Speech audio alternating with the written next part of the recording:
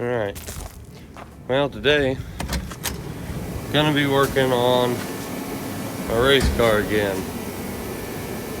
Old Freedom Eagle here. So, today, I am going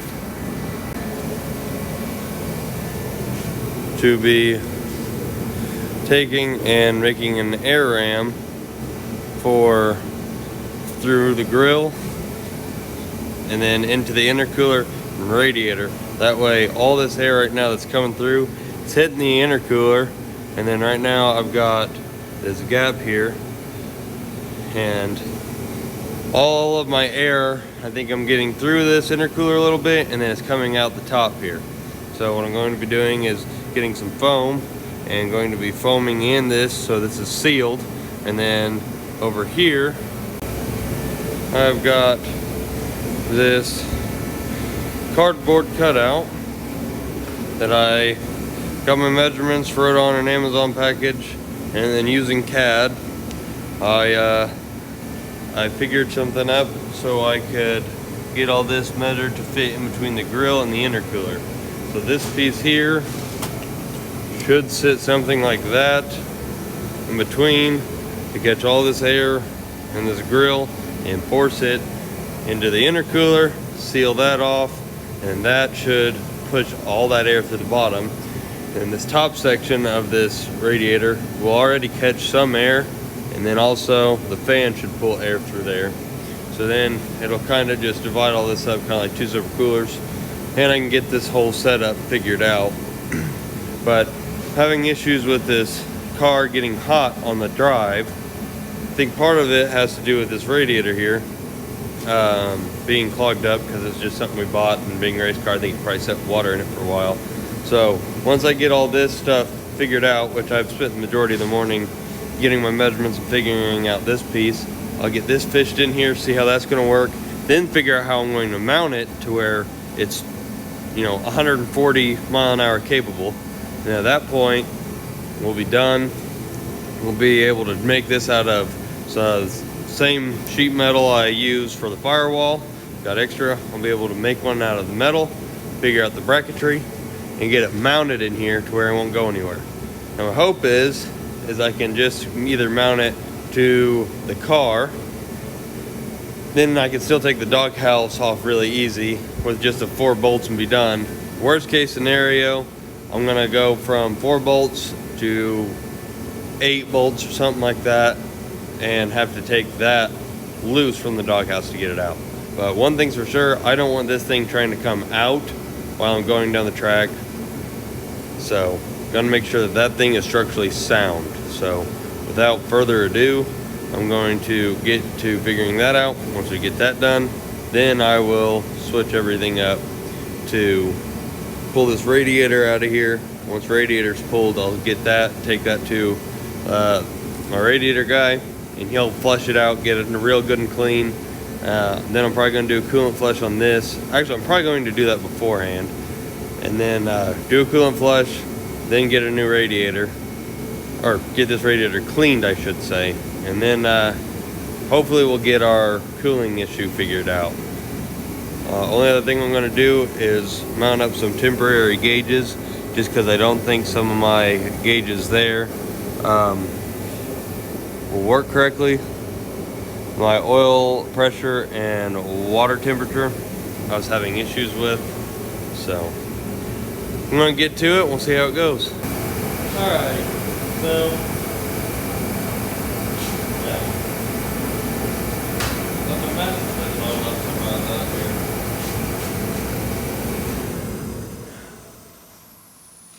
So this car, now that we have a converter that works, which did some testing out in Mexico, which I'll insert a clip here.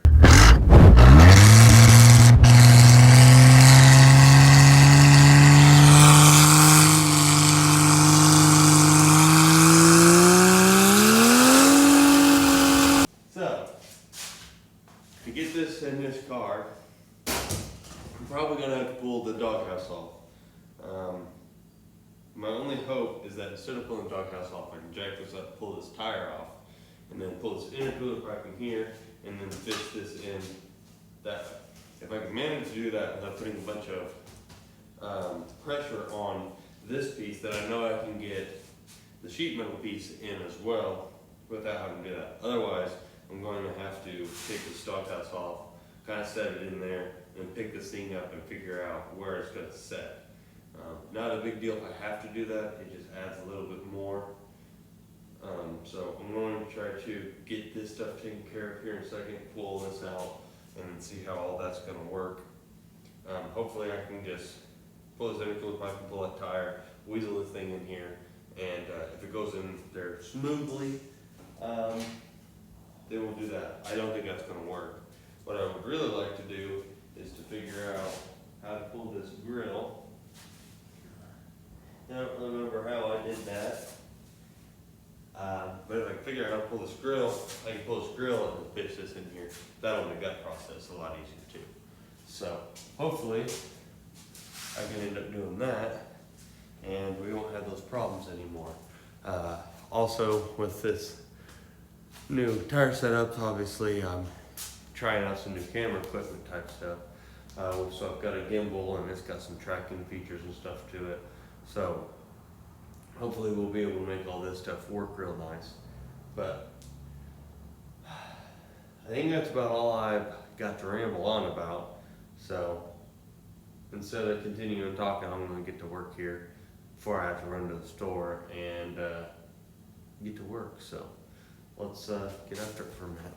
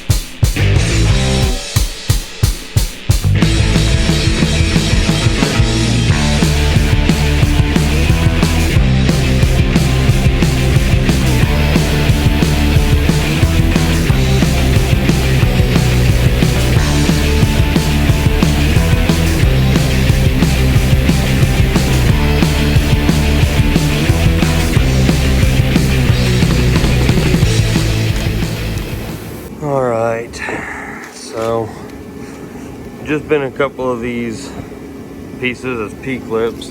What I'm doing is I'm wrapping them around this bar and then I'll run some bolts across that so that'll hold that bottom section from moving back and forth.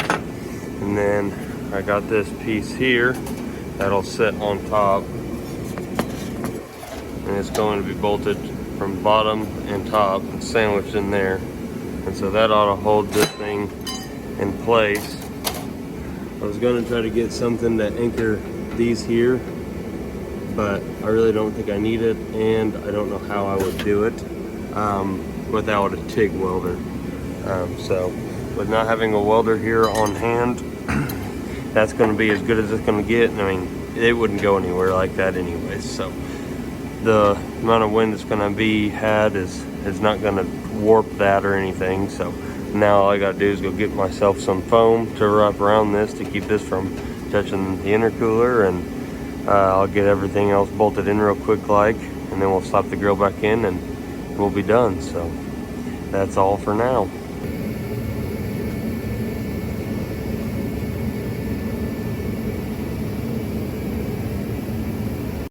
Alright, so this is what we got going on. So I got my channel hooked up to the doghouse itself so that is connected, and then on the bottom down on this chassis bar I made some P-clips that clamp around it and then connect to this air ram. I went and got some pipe insulation for like water heaters so it's a little bit more acceptable to thermal. That way we don't have any metal on metal contact. So that is mounted in there, and I mean this thing, and you move the car,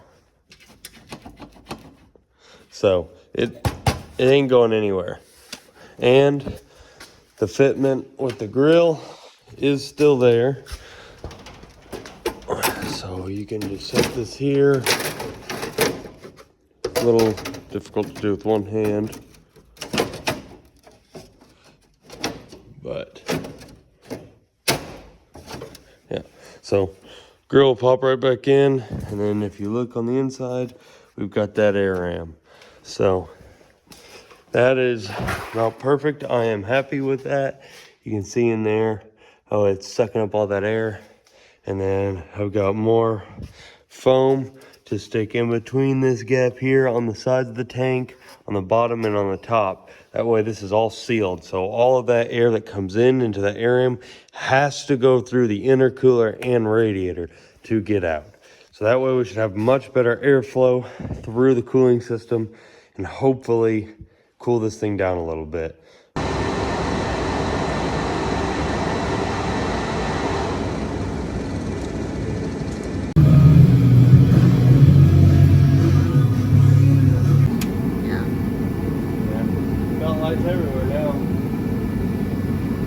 Alright, so I've been working on getting this thermocouple installed so I can read EGTs, and I went ahead and got this mounted up in here, which actually worked out pretty well. This is actually a piece out of like a 99 Cummins truck.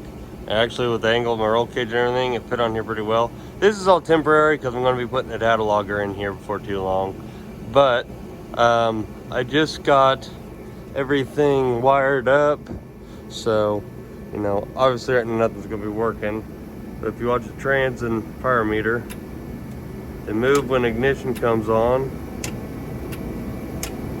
so they are working.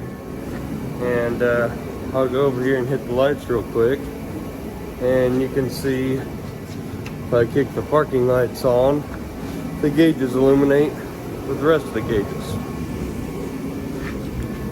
So as we sit here, they all illuminate with the rest of them. Alright, well, that is a wrap for the night. We got our gauges installed. Just waiting on solenoids to get here to our transmission, which actually I decided I'm not going to use this transmission gauge. I forgot I never wired up that transmission gauge, and there's a wire already ran. So this one's just going to fill up blank, the lights will turn on, all that'll work, but it won't actually work because I don't think I can run two wires to that solenoid and they both work. I think it would make them both half right or wrong or whatever. But these are all ran and done. Boost gauges there, and then I just tidied up this last run where this wire comes out, comes down, and then I've got that drilled and tapped right there, and our thermocouple here. Once I get that fitting, we'll just go into there and then it'll work. And I just had my wife hold a lighter on the end of that thermocoupler, and the gauge did rise. So that EGT gauge is working. So that means everything's working except that and the temperature gauge. All right, well, I figured I'd do last little update here for the end of this video. Right now, I am airing up tires on the truck. Just finished airing up tires on the big trailer, and just finished packing the drag week trailer. So the only thing I got left to do is to start this Chevette and let it run for a minute so I can get my transmission fluid levels correct, since I had to take that pan off for the transmission temperature sensor, and check fluids and load it up on the trailer, and we are going to sick week, so that's exciting. I'm ready to go this time. I feel a little better. Not as confident. Well, honestly, I'm more confident we're going to make it than last time, because last time I thought I was making 0 psi oil pressure before we left. And I just figured I was going to go make a couple passes, say I made it to drag week, and then blow it up. But it made it through. So I'm more confident that we're going to pass it than then, but I think I have a better chance of not making it through this one, but I've got a better chance of making some better passes. So hopefully I can make a couple good licks, hopefully get into the 10s, and worst comes to worst, you know, make it a couple days and build a car up, and I'll just follow along at that point and just watch everybody else race if I have to. But regardless, I'm excited to get out there and give it a shot, and we've got some fun and exciting things that have not been told yet that we're going to try to do, so that's cool. But once I get this done, I'm gonna walk into the barn and start this car up and start checking fluids, so let's jump to that. All right, so just a quick little glimpse of what we got going on in the trailer. We got the false floor now, so we got the bottom set to where when we get places I can have to take my bed, my clothes, covers, and tent. They're the last things out, so I can just take that out, not have to unload the trailer to get to any of that. That was one of my big pains. But now we're going to move on to starting this car and getting stuff ready.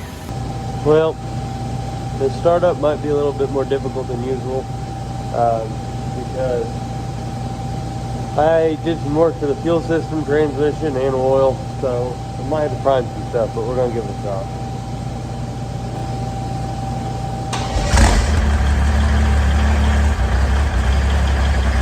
Alrighty, well, today's Friday. We leave tomorrow morning, Saturday morning, head to Sick Week. Almost got the Sick Week trailer all the way packed, and then right now I'm just testing all of our trailer lights, turn signals, truck lights, all that jazz. So we are, it seems like, ready to go. So I'm going to pack this trailer and with the rest of the stuff in the house, and that is going to be the end of this video. And we are going to head to Georgia, so on the way we go. So I appreciate you for watching this far. I know this video wasn't very exciting and kind of boring, mostly just updates on like a little bit of the stuff that we've been doing to go and make a difference than drag week. We're done, so we're packing up and we're heading out. So without further ado, I'll roll the intro here real quick, and thank you for watching.